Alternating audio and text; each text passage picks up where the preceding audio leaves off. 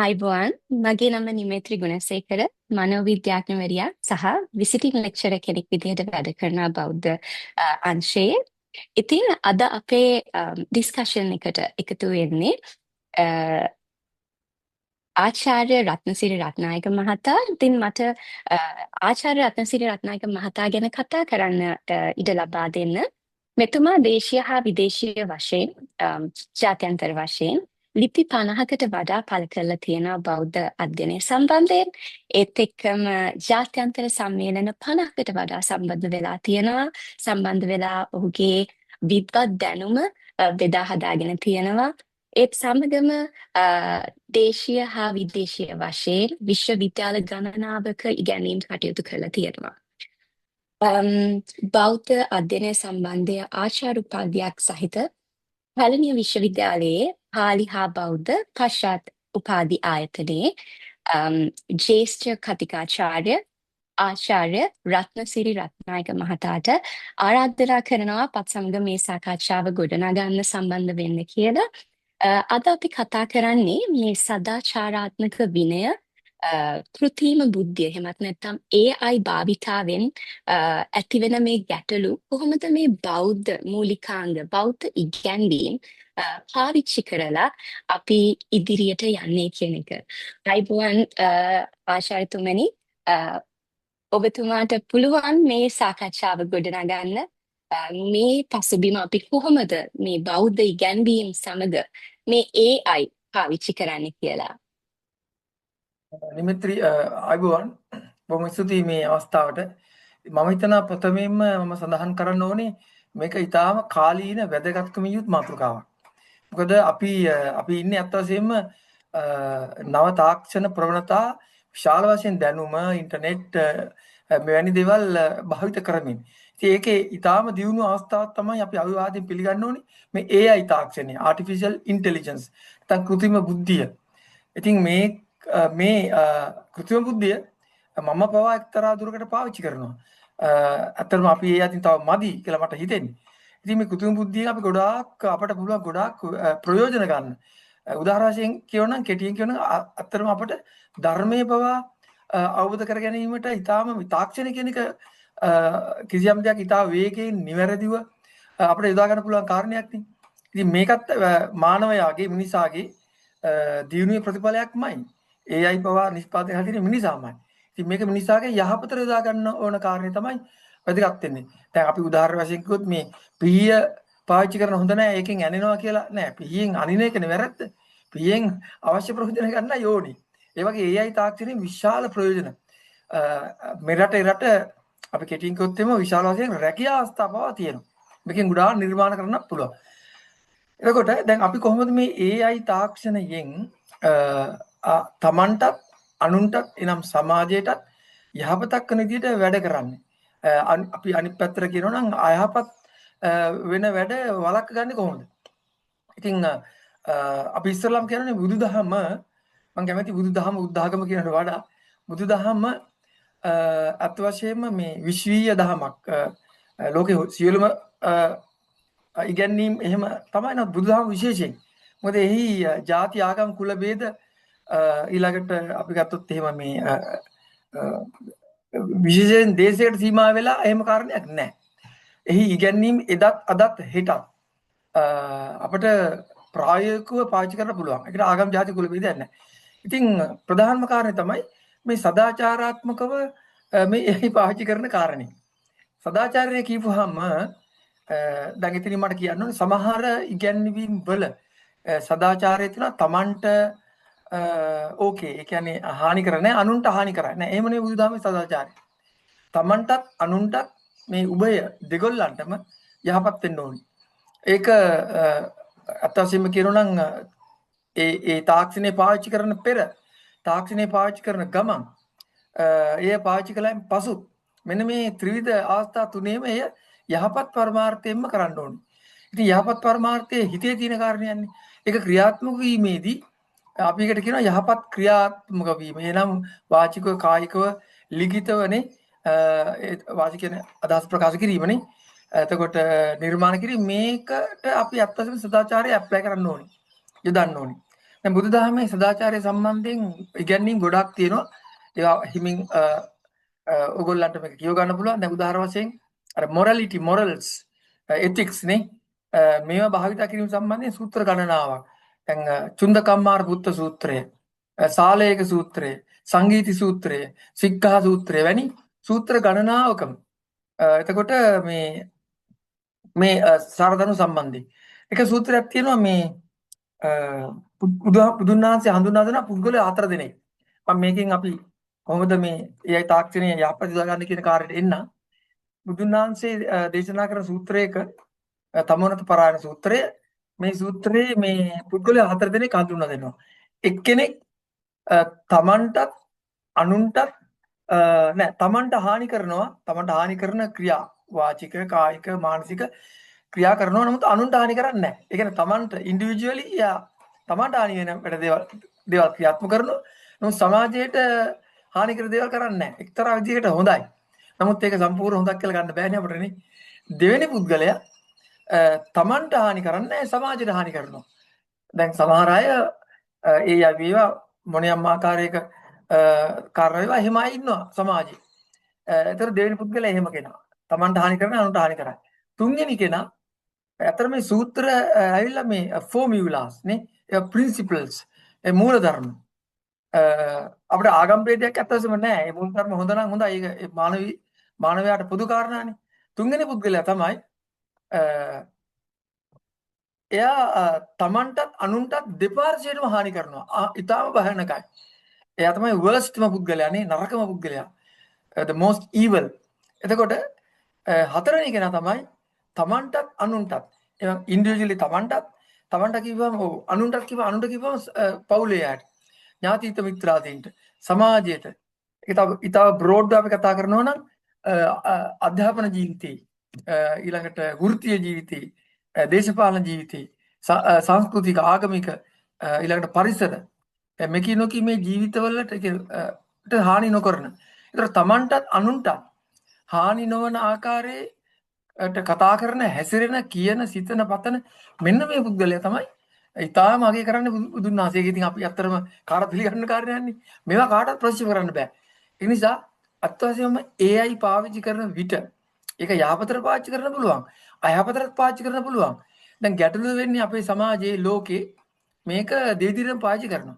ඒ නිසා අපි හතරවෙනි පුද්ගලයා වශයෙන් තමන්ටත් අනුන්ටත් සමාජයටත් යහපත් ලෙස මේ AI තාක්ෂණය පාවිච්චි කිරීම. දැන් AI වලින් අපිට පුළුවන් අපේ අදහස් ලස්සන නිර්මාණය කරන්න, වීඩියෝ හදන්න, පෝස්ටර්ස් හදන්න, පෝස්ට් කාඩ්ස් කරන්න නේ පුළුවන්. ලෝකෙටම මේ ධර්ම ප්‍රචාර කරන්නත් පුළුවන්. ඒතර අනිත් අය හදලා තියෙන ලස්සන දේවල් ඉතා වටිනා දේවල් අපිට පාවිච්චි කරන්නත් පුළුවන්. ඒක හොඳ තාක්ෂණයක්. එතකොට පින්තූර පවා නිර්මාණය කරන වීඩියෝ ගොඩාක් දේවල්. ඒ වගේම තමයි මේකෙන් අහිතකර විදියට තමන්ටත් අනුන්ටත් අහිතකර විදියට පාවිච්චි කරන්න පුළුවන්. දැන් අපි AI වලින් යමක් හදනකොට අනිවාර්යෙන් බලන්න ඕනේ මෙය හිතකරද? හැම පැත්තෙම හිතකරද? තමන්ටත් පුද්ගලයාටත් අනිත් අයටත් සමාජය හැමදේම හිතකරද? ඒතර මේකේ ප්‍රතිඵල යහපත්ද? සමහර විට ප්‍රතිඵල මුලදී පේන්න පුළුවන් හොඳයි වගේ. නමුත් පහු වෙලා ආයපත් වෙන්න පුළුවන්. දැන් කෙනෙක්ගේ පෞද්ගල ජීවිතය නැත්නම් කිසියම් ආගමට ගැරහීම නැත්නම් කිසියම් ආයතනයකට නැත්නම් පුද්ගල සමූහයකට පවුලකට කිසියම් ප්‍රසිද්ධ පුද්ගලයෙකුට නේ මෙකිනෝකී වශයෙන් අයට හානි කරන්න පුළුවන් නේ. ඉතින් ඇත්තටම එහෙම කරනකොට අනිවාර්යෙන් එයාගේ කරන කෙනා එවැනි විදිහට AI පාවිච්චි කරන කෙනා බරපතල ලෙස එයාගේ මනස කරප්ට් දූෂ්‍ය කර ගන්නවා. ඒ වගේම එයාව අගය කරන් පසුපස එන අය දූෂ්‍යයට ලක් වෙනවා. ඊට පස්සේ මේක ඊටාම අහිතකර බලපෑම ඇති කර ගන්න. ඉතින් එයින් ඇත්ත වශයෙන්ම වෙන්නේ තව තවත් සෆරින් කියන කාරණේ. ඒ ඉන්ඩිවිජුවල් සෆරින්, සෝෂල් සෆරින් මේවා වැඩි වෙනවා. ඉතින් කවදාකවත් මේ සෆරින් වලින් මේ හොඳ දෙයක් නිර්මාණය වෙන්නේ නැහැ නේ. ඒක නිසා AI කියන තාක්ෂණය අපි පාවිච්චි කරන්න ඕනේ යහපත් ලෙසමයි. ඉතින් බුදුදහමේ අපි අනිවාර්යෙන් සදාචාරාත්මකව මේ AI පාවිච්චි කරන්න ඕනේ. ඒතොර ඒකේ හොඳම කාර්යය තමයි චේතනාව. පළවෙනි කාර්යය චේතනාව. චේතනාව යහපත් නම් චේතනාවෙනි කර්ම වෙන්නේ. දැන් කර්මය කියන එක මේ පිටින් එන කාර්යයක් නෙමෙයි තමයි කර්මයට වගේ කියන්නේ. කර්ම වෙනස් කරන්නත් පුළුවන්. බුදුදහමේ කර්මය එහෙමයි. කම්ම. ඒතර ඒ චේතනා කර්මය කියලා බුදුන් වහන්සේ කිව්වේ ඒක නෙනේ. කියන්නේ අත්තම චේතනා කිව්වහම මානසික කායික වාචික නේ. ඒ මනෝකම්ම වචීකම්ම කායකම්ම. මේ කර්ම තුනම අපි යහපත් ලෙස සදාචාරාත්මකව ඒ වලින් පාවිච්චි කරනවා නම් පුද්ගලයා සමාජයත් අපි හැමදෙනාම යහපත්මයි ප්‍රතිඵලත් යහපත්මයි ඒ ප්‍රතිඵලයේ ඇත්ත වශයෙන්ම හැමදෙනාටම යහපත්. ඒක නිසා මම හිතන්නේ බුදුදහමේ කතා වෙන මේ මූලික ඉගැන්වීම් වල තියෙන සදාචාරය ඒක අපි තාම මේ වැදගත් ලෙස ගන්න ඕනේ. තමන්ටත් අනුන්ටත් ඒ වගේම මේ තමන්ට ප්‍රථමයෙන් අනුන්ට පස්සේ නෙමෙයි. මේක සිමල්ටේනියස්ලි වටිනාම කාරණේ බුදුදහම මේ කාරණේ. ඒක වෙලාවෙම සිමල්ටේනියස්ලි තමන්ටත් අනුන්ටත් උභය පාර්ශ්ව දෙගොල්ලන්ටම යහපත් වෙන විදිහට මේ AI පාවිච්චි කිරීම යහපතෙන් යහපතට යන කාරණයක්මයි. මම හිතන්නේ මං හිතා කෙටියෙන් නිමිත්‍රි අහපු ප්‍රශ්නෙට උත්තර දුන්නා කියලා. AI තාක්ෂණය මේ දවස්වල ගොඩාක් කටිය පාවිච්චි කරන දෙයක්. ඉතින් සර් කිව්ව විදිහට අපිට ඩොක්ටර් රත්නසිරි පැවිසූ විදිහට මේක බෞද්ධ මූලිකාංගත් එක්ක බෞද්ධ මූලධර්මත් එක්ක අපි පාවිච්චි කරනකොට මේ අපිට AI වැරදියට පාවිච්චි කරන්න බෑ. බෞද්ධ මූලිකාංගත් එක්ක ජීවිතය ගත කරනවා නම් බෞද්ධ ඉගැන්වීම් එක්ක ජීවිතය ගත කරනවා නම් ඉතින් ආචාර්ය රත්නසිරි රත්නායක මැතිතුමනි මම මේ අහන්නේ ඊළඟට අපේ මේක කොහොමද ප්‍රැක්ටිකලි අපි පාවිච්චි කරන්නේ මේක සම්මා සතියත් සමග සම්මා ව්‍යායාමයත් සමග කොහොමද මේ AI තාක්ෂණය අපිට බෞද්ධ ඇසින් බලලා ප්‍රැක්ටිකලි කොහොමද මේක පාවිච්චි කරන්න පුළුවන් අපි ඒක ඇත්තටම වැදගත් කාරණයක්. පළවෙනි කාරණේම කියනවා සම්මා සතිය right mindfulness නේ. මේවා බුදුන් වහන්සේ අත් වශයෙන්ම දේශනා කළේ මේ ලෝකෝත්තර නැත්තම් සුප්‍රමණ්ඩ නැත්තම් transcendental qualities දිනු කරගන්න. ඉතින් අපි පටලවා ගන්න හොඳ නැහැ මේ මොකද දැන් සමාජයේ අතර චෝදනාවක් තියෙනවා මේ සම්මා සති සම්මා මේ වායාම මෙවැනි දේවල් ඇත්තටම ලෝකෝත්තර තත්ත්වයන් වලට මේ තමයි භාවිත කරන්න ඕනේ. නමුත් ඒකම මේ අපි හොඳට තේරුම් ගන්න බුදුන් වහන්සේ මේ ලෞකික ජීවිතය නේ මන්ඩේන් ලයිෆ් සෙකියුලර් ලයිෆ් ජීවිතය සාර්ථක කරගන්න නැතුව ඒ කරන ගමන් මේ නැත්තම් ලෝකෝත්තර ජීවිතය සාර්ථක කිරීම කතා කරන්නේ නැහැ. මේක සමහරව පටලවාගෙන ඉන්නේ. දැන් ලෞකික ජීවිතයත් ලෝකෝත්තර ජීවිතයත් දෙකම අපි සාර්ථක කරගන්න ඕනේ. දැන් සමහර තැන්වල ඊටාම පැහැදිලිව කියවෙනවා ලෞකික ජීවිතය සාර්ථක නොවේ නම් එනම් ගිහි ජීවිතේ සාර්ථක ගිහියන් යහපත් නැත්නම් සාසනය පවතින්නේ නැහැ. සාසන කියන්නේ මේ බවුන් වඩලා ලෝකුත්තර තත්ත්වයන් දිනු කරගන්න ඉන්න ස්වාමීන් වහන්සේලා ප්‍රැක්ටිෂනර්ස් පුහුණු වෙන අයට සාර්ථක කරගන්න බෑ. දැන් මේකට මම හොඳ උදාහරණයක් සපයනවා. අර බුදුන් වහන්සේ නෙමෙයි බෝසතාණෝ අර අත්තකිල මතේ අතහැරලා කාමසුකල්ලිකාණී අතහැරලා අත්තකිල මතයට ගියේ. දැඩි දුක් දෙමින් මේ සත්‍ය සොයන් ඒකත් අසාර්ථක නෙමෙයි යම් යම් කාරණාවක් තියෙන වැදගත්. නමුත් බැලන්ස් අර මැද පිළිවෙතට ආවනේ. එතකොට මේ උරුවෙලට පැමිණිලා උරුවෙල ජනපදයේ තියෙන ලස්සන පරිසරය විඳින්මින් දියැලි ගහකොළ පළතුරු ඒ වගේ සුන්දර පරිසරය අර නොකිලිටිය අන්පොලියුටඩ් නේ. ඒ වගේම මේ මෙන්න මේ ප්‍රකාශයක් කරනවා. ලස්සනයි සුන්දරයි. ඒ වගේම ඈත අර සේනානි කියන ගම පේනවා. ඒතර බෝසතාණෝ කියනවා සේනානි ගම දුරත් නැහැ ළඟත් නැහැ. ඇයි දැන් තමන් ශරීර සෞඛ්‍ය පවත්වා ගන්න එපයි මේ හොඳට මනස දියුණු කරගන්න. ඒ කියන්නේ දානේ නැත්නම් පිණිසුගා වඩින්න. එතකොට මේ හොඳ පරිසරයක් වතුර හොඳයි. පරිසරය හොඳයි. වාතාශ්‍රය හොඳයි. එතකොට එහෙම නැතුව මේ භෞතිකයේ දියුණුව නැතුව අපිට ආධ්‍යාත්මයට යන්න බෑ. ඒ කියන්නේ කය මනසයි අනිවාර්ය සම්බන්ධයි සයිකෝසොමැටික් රිලේෂන් එකක් නේ. මම හිතන්නේ මිත්‍රි ඒක හොඳට දන්නවා මටත් වඩා. ඉතින් සයිකොලොජිස්ට් කෙනෙක් වශයෙන් විශේෂයෙන් බෞද්ධ පැත්තේ. එතකොට ඒක නිසා මේ කාර්යය වැදගත්. ඒක සම්මා සතිය කියන එක හරියම වැදගත් කාරණයක්. ඒක තමයි එකම කාරණේ. අපි ඒකේ කිසියම් ආකාරයකට අර ඒක තියෙන මේ මූල ධර්ම එලිමන්ට්ස් අපිට පාවිච්චි කරනවා සතිය කියන නේ මයින්ඩ්ෆුල්නස්. දැන් බුදුන් වහන්සේ එක තැනක දේශනා කරනවා මේ අපේ අකුසල චේතනාවන්. දැන් ඒ අය උනත් අපි පාවිච්චි කරොත් එimhe අකුසල නැත්තම් වැරදි දුෂ්ට චේතනාවකින් මිනිස්සුන්ට නිගරු කරන්න, කෙනෙකුගේ චරිතය හානි කරන්න, එතකොට රටක් ව්‍යාපාරයක් පුද්ගලයෙක් පවුලක් වැදගත් පුද්ගලයෙක්ගේ හානි කරන්න පාවිච්චි කරන ඒ කෙලින්ම ඇත්ත වශයෙන්ම අකුසල චිත්තයන් නේ. අකුසල චේතනා. අකුසල කියපුවාම ඒකට ඇත්තටම අකුසල කියන්නේ පාලි වචනයක්. නරක කියන්නකො. ඒකට ભેදයක් නැහැ. එතකොට ඒක භයානකයි අතිශය වශයෙන් බරපතලයි. බුදුන් වහන්සේ කියනවා ලෝකේ එක කාරණයක් තියෙනවා නම් මේ අකුසල චේතනාවන් අකුසල සිතුවිලි qualities bad qualities වැඩි වෙන ඒ තමයි අයෝනිසෝ මනසිකාර්යය. ඒ වචන තුනක එකතුවක් combination of three words. එතකොට ඒකේ අනිත් පැත්ත කියනවා ඒ වගේම කුසල චේතනාවන් යහපත් wholesome thoughts නේ දිනෙන් දින ඇති කරගන්න වැඩි කරගන්න නම් ලෝකේ තියෙන එකම එක කාරණයයි ඒක අත් වශයෙන්ම මේ යෝනිසෝ මනසිකාරය. ඒ වගේම තව කාරණයක් මට කියන්න ෆන්ඩමෙන්ටල් ෆෝමියුලාස් ඔස්සේ අර ලෝකපාලක සූත්‍රයේ the world governing principles බලන්න ඒවා කොච්චර ලස්සනදනේ ලෝකෙම පාලනය කරනවා හිරියොත්ප්ප. ඉතින් මේක නැත්තම් මේ අපි කාටත් AI පාවිච්චි කළා නැතා විශේෂයෙන් AI පාවිච්චි කරන හිරියොත්ප්ප. හිරියොත්ප්ප කියලා කියන්නේ අත් වශයෙන්ම මේ moral fear and moral shame and moral fear. ඒ කියන්නේ fear කියන්නේ shame කියන්නේ ලැජ්ජාවනේ. ලැජ්ජාවයි shamefulness shame කියන එක negative quality එකක්. නමුත් මෙතන කියන එක positive quality එකක්. අපිට තියෙන්න ඕනේ මේ ලැජ්ජාව තියෙන නරක දේවල් නොකර සිටින්න. අපිට බය කියන එකත් අතන fear negative feeling එකක් නෑ. මෙතන බය පාවිච්චි කරන්නේ බය කියන්නේ අපි විරාන්ත වෙලා ඉන්න එක නෙමෙයි. අපි වැරදි කරන්න බය වෙන්න ඕනේ. දැන් සමහර අය ඉන්නවනේ වැරදි කරන්න බය නෑනේ. බරපතල ප්‍රශ්නයක් නේ.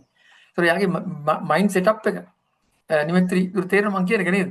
මයින්ඩ් සෙටප් එක බරපතල ලෙස කරප් වෙලා. දැන් මොකටද මං තා පොඩි අතුරු කාරණයක් කියන මට අමතක කරොත් කියන්න. එක්තරා භාවනා මධ්‍යස්ථානක නිලඹේ මාත් ඉන්න අපි ශිෂ්‍යෝ ටිකක් ප්‍රැක්ටිස් කරලා අරන් ගියාම එක ශිෂ්‍යෙක් එවා මේ හරි බුද්ධිමත් ප්‍රශ්නයක්. මේ කෙනෙක් ඉන්නවා එයා බොරු කියනවා. එයා පන්සලුත් ගන්නවා බොරු කියන්නේ කියලා පොරොන්දු වෙනවා. බොරු කියනවා. තව කෙනෙක් ඉන්නවා එහෙම එයා පොරොන්දු වෙන්නේ නැහැ බොරු කියනවා. ඉතින් මේ දෙක අතර දෙන්නම එකයි ඉන්නේ. එතකොට මේකට කමට්ටාන් දෙන්න උපදෙස් දෙන්න හිටපු ඒ අයියා කියනවා එයා එකපාරම උත්තර දෙන්නේ නැහැ. එයා කියනවා දෙන්නම සමානද? ඒ තප්පර ගණක් ඉන්නවා. එයා කියන කාර්යය තමයි නෑ සමානම නෑ. දැන් එක්කෙනෙක් තමන් මුසාවාදා වේරමණී බොරු කියන්නේ නැහැ කියලා එයා පන්සිල් ගන්නවා නේද? ඇත්තටම ඒක ක්‍රියාත්මක කාර්යයක් පන්සිල් ගන්න එක. කීයේ ඉඳලා නැහැ කරන්න ඕනේ. එයා දැන් යම් කිසියම් බොරුවක් කිව්වොත් උදේ පන්සිල් ගත්තා. මම පොරොන්දු වෙනවා බොරු කියන්නේ නැහැ කියලා. එතකොට එයා බොරුවක් කිව්වොත් එයාට ඒක මානසික ගැටුමක් ඇතුලේ නිර්මාණය වෙනවා. අයියෝ මම බොරුවක් කියන්නේ නැහැ කියලා කිව්වා දැන් බොරු කිව්වා. අනේ කොන්ෆ්ලික්ට් එක වැදගත්. ඒ ගැටුම වැදගත්. නමුත් අර කිසිම ආකාරයක අර සෙන්ස් එකක් නැති කිසිම මේ කොන්ෂස්නස් එකක් නැහැ විඥානයක් නැහැ බොරු කියන එක ගැන හිතේ කිසිම සෙන්ස් එකක් නැහැ. එතකොට යන්නේ එයා කවදාවත් බිඳෙන්නේ නැහැ. එන්න එන්න බොරු කියන එක වැඩි වෙනවා. එයා දිනෙන් දින අගතිර තමන්ටත් අනුන්ටත්.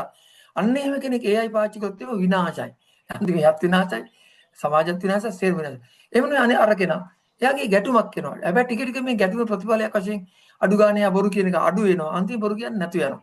ඒ නිසා මේ කාරණා හරි වැදගත්. ඒකින්ද අර ලෝකපාලක සූත්‍රයේ තව ඉතින් සූත්‍රයක් තියෙනවා මිගසාලා කියලා. හරි ලස්සනයි.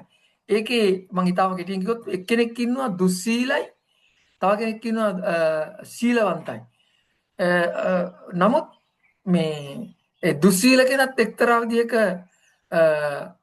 දුගතියට යන්නේ එයා හොඳ තැනක ඉපදෙනවා මරණින් මතු.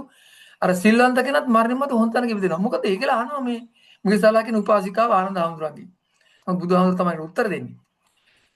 හැබැයි මේ දෙන්නගේම සෙන්ස් එකක් තියෙනවා. මම මේ ධර්ම ගැන අවබෝධයක් තියෙනවා, ධර්මය අහලා තියෙනවා.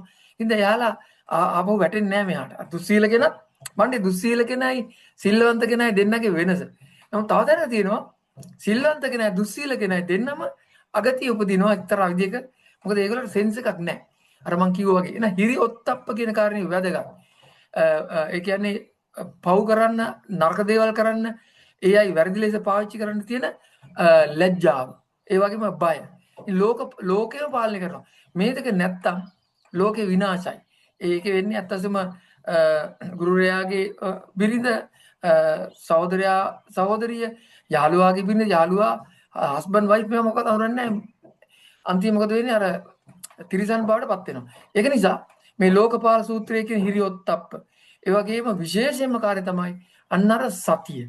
සතිය ඊටාම වැදගත්. අපි දැන් අම්බලට්ටික රාවල සූත්‍රය මම එකක් එක්තරා වැඩසටහනක මේක මේ වගේ එකක ප්‍රකාශ කළා.